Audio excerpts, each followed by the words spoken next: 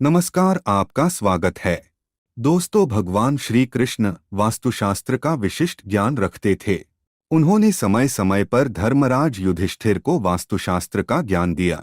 यह ज्ञान समस्त मानव जाति के लिए अत्यंत महत्वपूर्ण और कल्याणकारी है। श्री कृष्ण ने 5 ऐसे पेड़ पौधों के बारे में बताया है जिनका भवन की सीमा में होना दुख एवं दरिद्रता लेकर आता है। ये वृक्ष घर के सामने होने से उस घर में निवास करने वाले लोगों की कभी उन्नति नहीं होती है। उन्हें हमेशा पराजय और निराशा का ही सामना करना पड़ता है। दोस्तों, वास्तुशास्त्र के अनुसार वृक्ष तथा पौधे हमारे भवन की सुंदरता को बढ़ाते अवश्य है, साथ ही ये वातावरण को शुद्ध रखते हैं।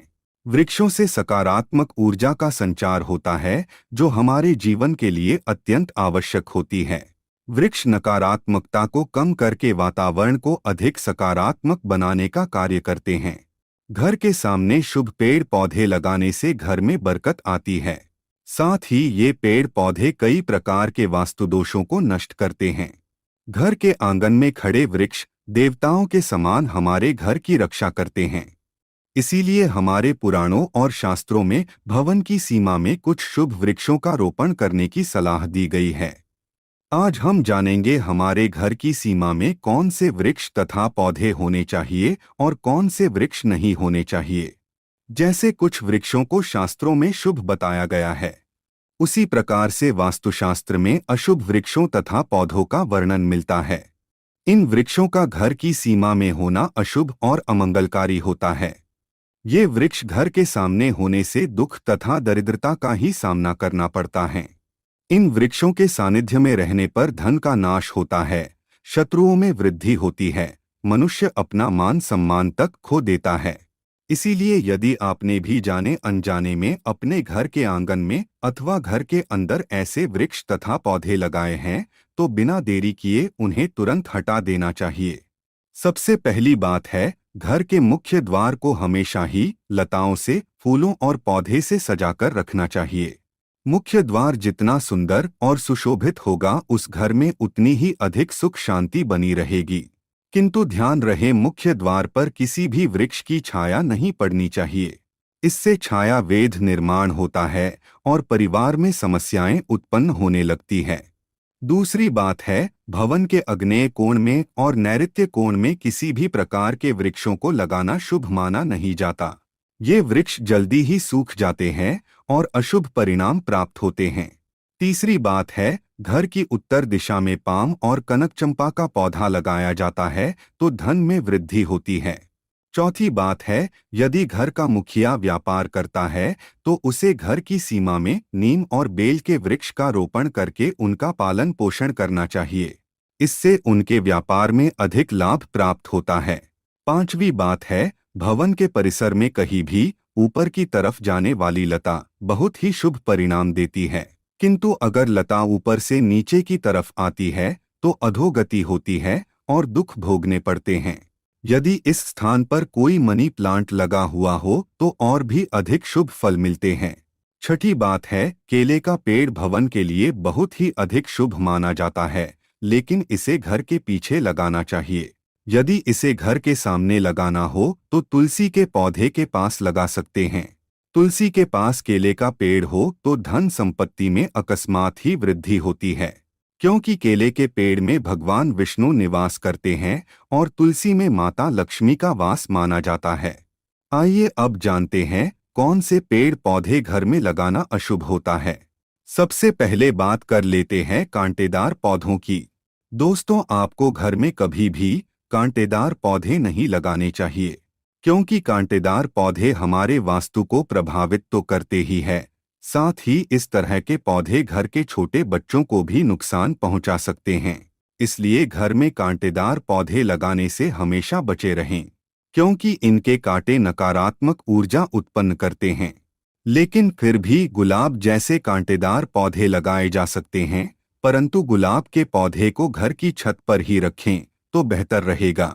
इसी के साथ अगर धार्मिक दृष्टि से भी देखा जाए तो भी कांटेदार पौधों को घर में लगाने से परिवार में लड़ाई झगड़े बढ़ जाते हैं, और इतना ही नहीं, इससे घर का वातावरण भी खराब होने लगता है।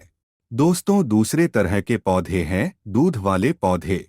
जी हाँ, अपने घर में कभी भी आपको ऐसे पौधे नहीं लगाने चाहिए जिनको काटने या तोड़ने पर दूध निकलता हो, क्योंकि इनमें से जो दूध निकलता है वह हमारे स्वास्थ्य के लिए ठीक नहीं होता है।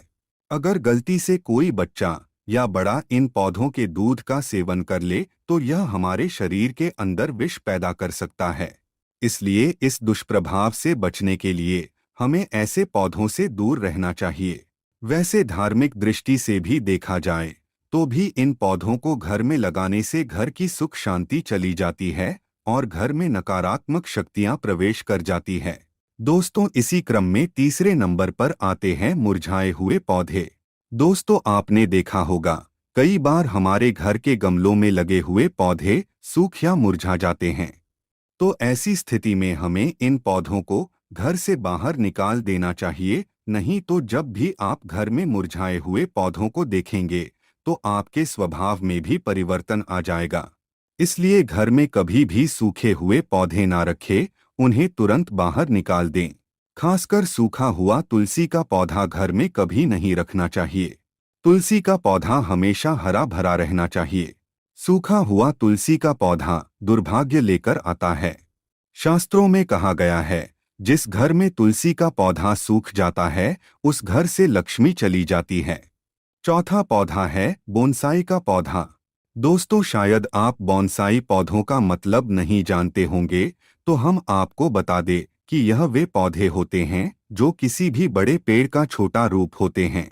इनकी बढ़वार को किसी वैज्ञानिक तरीके से रोक दिया जाता है।